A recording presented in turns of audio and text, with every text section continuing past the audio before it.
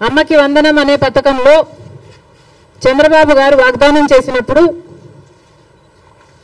ప్రతి తల్లికి ఎంతమంది బిడ్డలు ఉంటే అంతమంది, ఒకరుంటే 15,000 వస్తుంది, ఇద్దరుంటే 30,000 వస్తుంది, ముగ్గురుంటే 45,000 వస్తుంది, నలుగురుంటే ఏకంగా 60,000 వస్తుంది అని చంద్రబాబు గారు ఊదరగొట్టి మరీ క్యాంపెయిన్ చేశారు.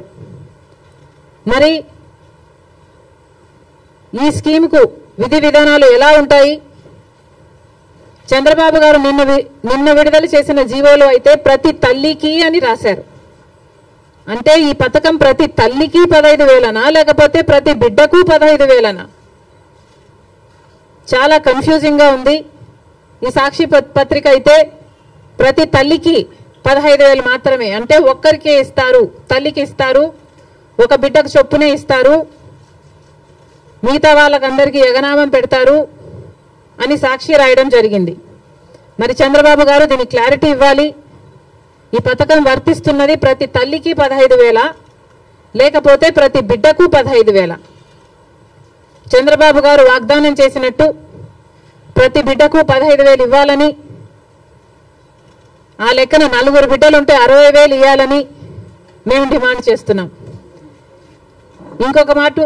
ఇంకో మారు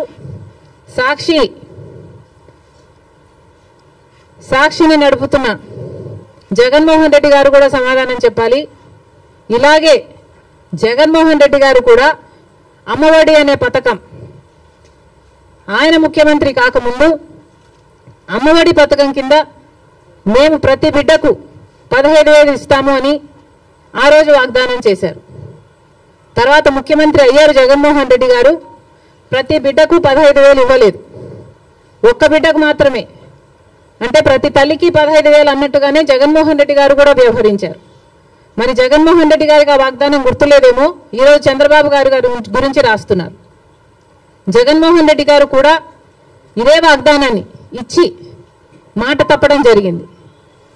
తల్లికి 15,000 అని అనకుండా ఆ రోజు బిడ్డకు ఎంతమంది బిడ్డలుంటే అంతమంది బిడ్డలకు 15,000 ఇస్తాము అని తాను చెప్పడమే కాదు, జగన్మోహన్ రెడ్డి గారి తరఫున క్యాంపెయిన్ చేసిన నేను కూడా, నాతో కూడా అదే వాగ్దానమే చెప్పించారు.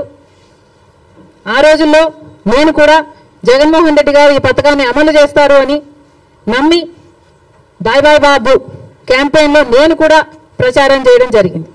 కానీ జగన్మోహన్ రెడ్డి గారు ముఖ్యమంత్రి అయిన తర్వాత అమ్మఒడి పథకం కింద కేవలం ఒక్క బిడ్డకు మాత్రమే ఇవ్వడం జరిగింది.